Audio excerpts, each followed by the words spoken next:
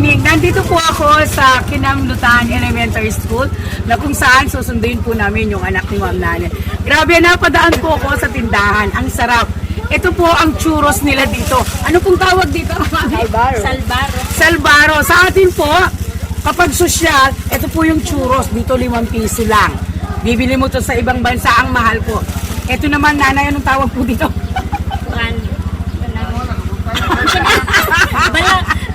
Puto. Puto. Balanghoy. Balanghoy. Ito po siguro ang specialty po ng taga-Butuan. First time ko pong kakainin ito. Grabe. Ang sarap po. Ang mura pa. So, tingnan mo yung mga bata. Oh, tingnan mo, ningning. Oh. Kain ng kain. Ang sarap. Ang mahal po kayo ito kapag inano mo. So, ito po ang masarap sa negosyo.